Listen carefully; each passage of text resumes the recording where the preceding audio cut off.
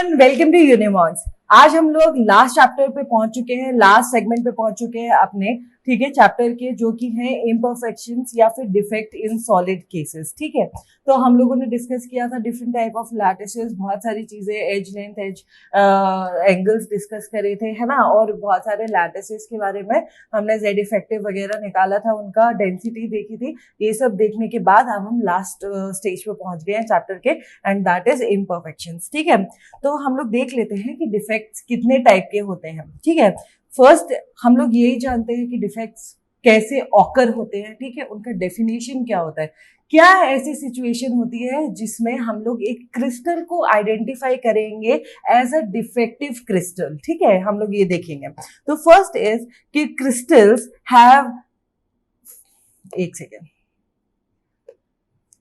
First is कि crystals have well defined,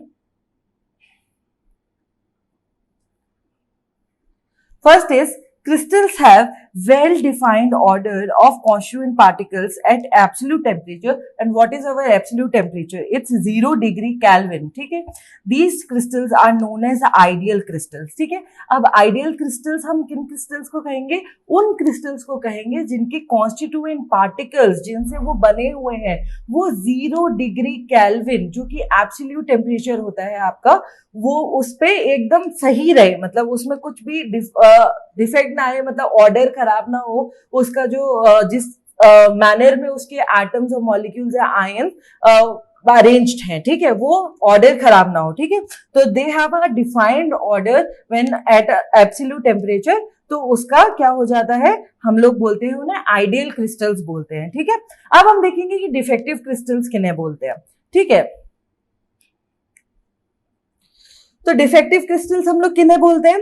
When at any temperature these crystals have some disorderness from the ideal arrangement. What is considered as an ideal arrangement? आप लोगों को अच्छी तरह पता है कि क्रिस्टलाइन सॉलिड्स जो होते हैं हमारे, वो सॉलिड्स हम लोग अच्छी तरह डिफाइन कर सकते हैं किसी स्पेसिफिक अरेंजमेंट में। ठीक है, जिसके थ्रू हम लोग बाकी सारे उसके वॉइड्स और उसमें कॉन्स्टिट्यूएंट पार्टिकल्स अरेंज करते हैं। ठीक है, तो उस परफेक्ट अरेंजमेंट, क्योंकि हमें पता है कि उस पर्टिकुलर क्रिस्टल का अरेंजमेंट कैसा होना चाहिए, उससे अगर डिफेक्टिव अगर हटेगा, वो किसी भी मैनर में अगर वो डिफेक्टिव होगा, अपने जगह से हट जाएगा, तुड़मुड़ जाएगा उसकी जगह से, जैसा वो होना चाहिए वैसा वो नहीं होना होगा, तो फिर हमें पता चल जाएगा कि वो डिफेक्टिव है। और ये हमें कैसे पता है कि वो कैसा होना चाहिए? वो हमें एक्सपेरिमेंट से पता चला है। ठीक है, कि उस पर्टिकुलर, अगर हम कोई शेप देख रहे हैं किसी लैटिस का, तो वो स्पेसिफिकली ऐसा ही होना चाहिए, क्योंकि हमें एक्सपेरिमेंटली उसका पता है कि शेप कैसा है।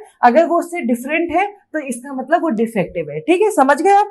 तो when at any temperature these crystals have some disorderness from the ideal arrangement, this deviation in the arrangement of the particle is known as imperfection और डिफेक्ट। ठीक है, समझ गए आप लोग? उसकी डेफिनेशन समझ गए? ठीक है, इसमें क्या होता है, हम लोग मेनली देखते हैं कि जो डिफेक्ट्स होते हैं हमारे, वो दो टाइप के डिफेक्ट्स हम लोगों को जनरली देखने के लिए मिलते हैं। ठीक है, एक होता है हमारा पॉइंट डिफेक्ट और एक होता है हमारा लाइन डिफेक्ट। ठीक है, लाइन डिफेक्ट बोलते हैं जिन्हें। ठीक है, तो आज की क्लास में हम लोग पॉइंट डिफेक्ट्स वो करने वाले हैं। इसमें भी दो होते हैं, जो कि होते हैं स्टोशियोमेट्रिक और नॉन स्टोशियोमेट्रिक डिफेक्ट्स। ठीक है, नॉन स्टोशियोमेट्रिक डिफेक्ट्स, तो नॉन स्टोशियोमेट्रिक डिफेक्ट और स्टोशियोमेट्रिक डिफेक्ट, लेकिन आज हम लोग सिर्फ स्टोशियोमेट्रिक डिफेक्ट ही कवर करेंगे, जिसमें हमारा आ जाता है वैकेंसी डिफेक्ट। ठीक है, इंटरस्टिशियल डिफेक्ट, और कौन सा आता है हमारा? दो बहुत ही मेन पॉइंट डिफेक्ट्स, जिससे आपका क्वेश्चन हर बार आना ही आना है, बिना किसी उसके आर्ग्यूमेंट के। इस बात पर तो कोई आर्ग्यूमेंट ही नहीं कर सकता। ठीक है, और वो क्या है हमारे? स्कॉटकी डिफेक्ट और फ्रैंकल डिफेक्ट। ठीक है, इन्हें हम लोग थोड़ा डिटेल में देखेंगे, और जो ऊपर वाली दो वैकेंसी और इंटरस्टिशियल डिफेक्ट्स है, उन्हें थोड़ा कम उसमें देखेंगे, मतलब डेफिनेशन वगैरह देख लेंगे, तो उसमें ही हमारा काम हो जाएगा। ठीक है, समझ में आ गया आपको आज हम क्या पढ़ने वाले हैं? तो टू टाइप्स ऑफ डिफेक्ट मैंने जैसे कि आपको बताया, लेकिन आज हम क्या कवर कर रहे हैं? पॉइंट डिफेक्ट्स कवर कर रहे हैं, उसमें भी स्टोशियोमेट्रिक डिफेक्ट्स कवर कर रहे हैं। तो point defects occur when the ideal arrangement of solid is distorted around a point, ठीक है। ये हमें डेफिनेशन में क्रूशियल कीवर्ड्स होते हैं जो हमें याद रखने चाहिए, क्योंकि अगर हमें एग्जैक्ट डेफिनेशन भी याद नहीं है किसी उसकी पर्टिकुलर चीज की, तो ये कीवर्ड्स हमें हेल्प करते हैं अच्छी एक डेफिनेशन फॉर्म करने के लिए। या फिर आपको सिर्फ कीवर्ड याद रहेगा ना, तो आप स्क्रीन पे जब एमसीक्यूज में देखेंगे कि भाई आप बताइए कि पॉइंट डिफेक्ट क्या डिफेक्ट होता है, तो फिर आपको तुरंत स्ट्राइक करेगा वो कीवर्ड देख के कि आपको मतलब ये चीज होती है पॉइंट डिफेक्ट, ठीक है। तो ये याद कर लीजिए थोड़ा कीवर्ड्स जो होते हैं हमारे डेफिनेशन में, ठीक है। तो point defect occurs when the ideal arrangement of the solid is distorted around a point or atom in a crystalline solid, ठीक है। हम लोग क्रिस्टलाइन सॉलिड की ही बात कर रहे हैं इतने दिनों से। उसके बाद there are 3 type of point defects, ठीक है। अब हम देखने वाले हैं कि पॉइंट डिफेक्ट्स कौन से हैं। First is stoichiometric defect. Stoichiometric defect में in this type of defect the ratio of the positive and the negative atoms ions remains stoichiometric या फिर सेम, ठीक है, सेम रहते हैं, इसमें कोई भी बदलाव नहीं होता है हमारे आयंस के बीच में, ठीक है, स्टोशियोमेट्रिक डिफेक्ट्स में। And the electrical neutrality of the solid is not disturbed, ठीक है। कोई भी हमारा जो लैटिस होता है उसे हम लोग पॉजिटिवली चार्ज या नेगेटिवली चार्ज स्पेसिफिकली नहीं कहेंगे, ठीक है, उसके क्योंकि वो न्यूट्रल होता है, उसमें जो भी डिफेक्ट ऑकर होता है लेकिन उसकी जो इलेक्ट्रिकल न्यूट्रलिटी होती है वो डिस्टर्ब नहीं होती है, ठीक है। तो हम लोग ये चीज याद रखेंगे कि सेम न्यूट्रल होता है वो, ठीक है, सेम उसकी आयनिक इलेक्ट्रिक वो होती है, ठीक है, जो न्यूट्रलिटी होती है सॉलिड की वो डिस्टर्ब नहीं होती है। It can not be further it can be further classified into vacancy defect and interstitial defect, ठीक है। तो हम लोग देखने वाले हैं vacancy defect. Vacancy defect when an atom is missing from its lattice side, जब हमारा जो लैटिस होता है, मैं ड्रॉ करके दिखाती हूँ, जैसे मान लीजिए ये हमारा लैटिस है, ठीक है।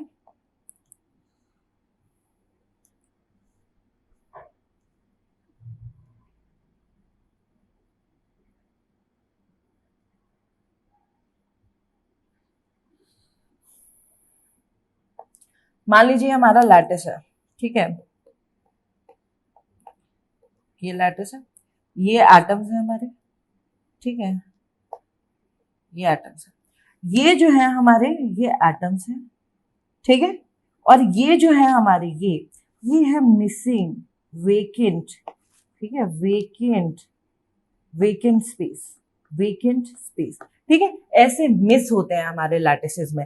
ये बेसिकली एक नॉन आयोनिक डिफेक्ट होता है, नॉन आयोनिक डिफेक्ट होता है, ठीक है। और कब जनरेट होता है, जब हम लोग किसी भी सॉलिड को हीट करते हैं, जब भी किसी सॉलिड को हीट करते हैं तब वैकेंसी डिफेक्ट अराइज होता है जनरली, ठीक है। इट क्रिएट्स अ वैकेंसी, जो हमने देखा अभी कि ऐसे लैटिस होता है कि उसमें से कैसे एटम्स बाहर चले जाते हैं, तो वहां पे एक वैकेंसी क्रिएट हो जाती है। जैसे आपने फिजिक्स में पढ़ा होगा पीएन जंक्शन में, जब हम लोग देखते हैं कि कैसे होल्स क्रिएट हो जाते हैं जब कोई इलेक्ट्रॉन चला जाता है वो जगह छोड़ के, ठीक है, वैसे यहाँ पे वैकेंसी डेवलप हो जाती है, ठीक है, reducing the density of the substance. देखो सिंपल बात है, अगर एटम्स चले जाएंगे तो उसका मास कम हो जाएगा, ठीक है, लैटिस का, और अगर मास कम हो जाएगा तो डेंसिटी कम हो जाएगी, क्योंकि डेंसिटी का फॉर्मूला क्या होता है, D is equal to M by V. अगर डायरेक्टली प्रोपोर्शनल है ना डेंसिटी तो मास की, अगर मास कम होगा तो डेंसिटी कम होगी, ठीक है। तो इसमें बेसिक चीजें ये याद करने के लिए वैकेंसी डिफेक्ट में क्या कि ये नॉन आयोनिक सॉलिड्स में होते हैं, हीट करते हैं तब कुछ एटम्स जगह छोड़ के चले जाते हैं, इसलिए वेकेंट स्पेस क्रिएट हो जाता है, ठीक है, जिसकी वजह से मास डिक्रीज हो जाता है, उसकी वजह से डेंसिटी डिक्रीज हो जाती है, ठीक है। वैकेंसी डिफेक्ट हमने कर लिया। उसके बाद है इंटरस्टिशियल डिफेक्ट। इंटरस्टिशियल डिफेक्ट क्या होता है हमारा, in this case an atom or molecule occupies the intermolecular spaces in the crystal increasing the density of the substance, ठीक है। जब हम लोग इंटरस्टिशियल डिफेक्ट के बारे में पढ़ते हैं तो हम लोग कैसे पढ़ते हैं, देखो इसमें लैटिस कैसे बनेगा,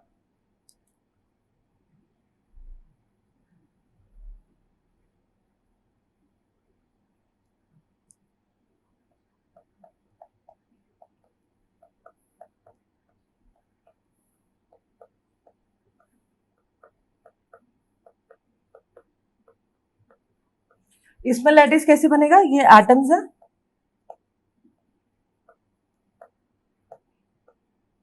इसमें देख रहे हैं आप कोई भी वेकेंट स्पेस नहीं है, सब एटम्स है, लेकिन इसमें ये जो जगह खाली है इसे ही इंटरस्टिशियल जगह कहते हैं। जो इंटरस्टिशियल क्या मतलब, जो लैटिस है हमारा उसके बीच में जो जगह है वो खाली जो है उसमें एटम्स आ जाते हैं, ऐसे ऐसे ऐसे, ठीक है।